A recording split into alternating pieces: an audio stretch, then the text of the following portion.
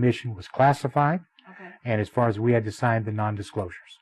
I was a load master, and I was special air missions and flight steward. Okay. And so we took care of special missions that were either with high-ranking officials, international dignitaries, or special missions that we were going on, such as this one. And we were taken into, in fact, I was taken in privately into a room, and I met with an Air Force Lieutenant Colonel. And at that point, he said, "This is a voluntary mission." And I said, "Sir, I take every mission as a mission. You don't have to ask me would I like to go. You tell me, I'll go." And so he went ahead and he had me sign a document that was a 20-year non-disclosure agreement with full penalties all the way up to going to prison and losing all rights. And this was in what year? 1966. It was the summer of 66. Okay. And what he indicated was that I was going to be flying back to Andrews Air Force Base, and I was going to be picking up high-ranking military officials and high-ranking scientific individuals. Okay, so I agreed to everything and went ahead, planned the mission, got all the food and everything that would be required on the trip.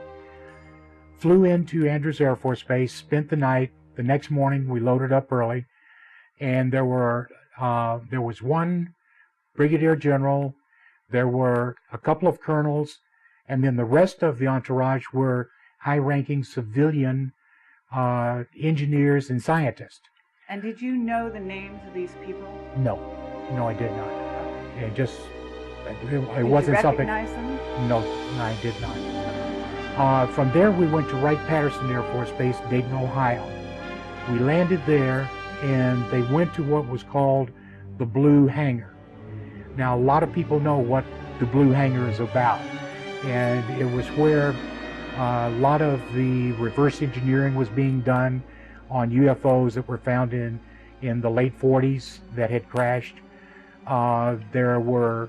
Are you saying that you knew this at the time? When, in other words, when you were told you're going to the Blue Hangar, it was general knowledge among people that you worked with that that's what that was? No, there was only a special few that knew what the Blue Hangar was about. Did you know at the time? I did not. Oh. I learned later. I see.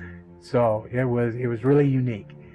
So from there we flew to Colorado Springs, and where our base was, and they went up to the Air Force Academy. They went to Cheyenne Mountain, which was NORAD headquarters. And then from there, we left and flew to White Sands in New Mexico. And we landed, and all of us were put on a bus. And to this day, I still do not understand why we went along, okay? So normally you would stay with the aircraft. We would have stayed with the aircraft and stayed on the base. So anyway, we got onto a bus. The bus was blacked out in the area that we were sitting in, and they were armed, and they had a clipboard, and each one of us had to show our military ID. And then we were checked off the list, and then we were told to go ahead and sit down. We traveled probably for about 45 minutes to an hour. We got there, we were stopped, and I could see like walls of a mountain on the left side by the driver, and then and a guardrail that was down, and then this guy got on board with another gentleman and walked through with a clipboard, and again all of us had to show our IDs. From that point we were driven on in, and we stopped at this there was a line shack out there. We got off the bus, and the entourage was escorted over to where there was a UFO on the ground. There were like 2 Quonset huts and another building, a runway, and we were inside a box canyon. And then from what I could see, we weren't able to get right up with the entourage. The crew was held back. But basically what I was able to see was that there were two UFOs. Their skin was a pale color, and as what is typified or called a grayling is what they looked like. Okay. The larger head, the large black eyes, small mouth, small nose, and is this what they would look like or not?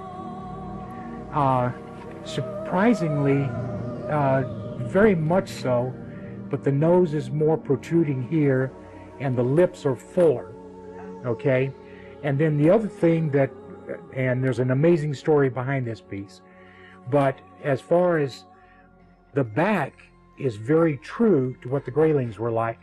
They have a musculature across the back like this. Okay. And the, but very thin-lipped across here. Their arms very thin, and the hands were long and thin. So are you still in the bus at this time, or are you outside? No, we're outside. Okay, but you're We're back outside. from the group. We're back from the group. But you can still see. We can see, yes. Okay. And was there any verbal introduction or preamble to what you saw? Not at all.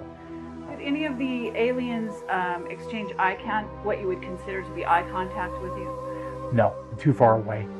But the thing that I saw is when they moved, they were very graceful. Really? Very graceful in their movement.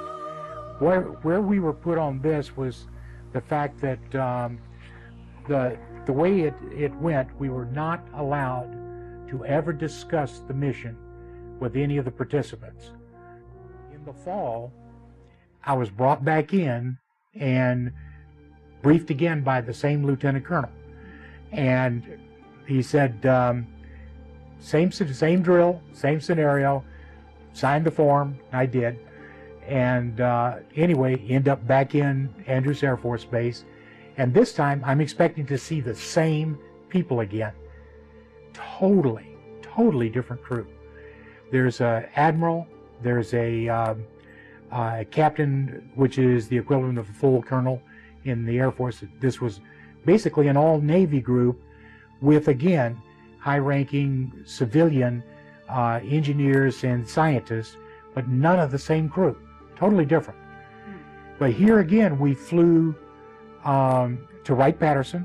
Here again, they went to the Blue Hangar. We flew to Colorado Springs. They again went up into Cheyenne Mountain.